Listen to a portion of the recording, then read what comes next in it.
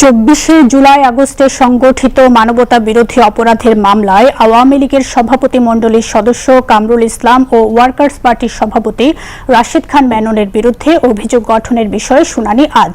বিচারপতি গোলাম মর্তুজা মজুমদারের নেতৃত্বাধীন আন্তর্জাতিক অপরাধ ট্রাইব্যুনাল 1-এ হবে এ বিচারিক কার্যক্রম। তাদের বিরুদ্ধে 23 জনকে হত্যাসহ 2টি অভিযোগ আনা হয়েছে। একই ট্রাইব্যুনালে আওয়ামী শাসন আমলে শতাধিক মানুষকে গুম খুনের মামলায় সাবেক সেনা কর্মকর্তা জিয়াউল আহসানের বিরুদ্ধে জবানবন্দি দেয়া সাবেক সেনাপ্রধান ইকবাল করিম ভূঁইয়াকে চতুর্থ দিনের মতো জেরা করবেন আসামি পক্ষের আইনজীবীরা। পরে এই ট্রাইব্যুনালে আয়নাঘর খ্যাত ডিজিএফআই এর জয়েন্ট ইন্টারোগেশন সেলে গুম নির্যাতনের মামলায় শেখ হাসিনা ও সেনা কর্মকর্তা সহ 13 জনের বিরুদ্ধে সাক্ষ্য গ্রহণ হবে। এছাড়াও রয়েছে আরও 3টি মামলার বিচার কাজ।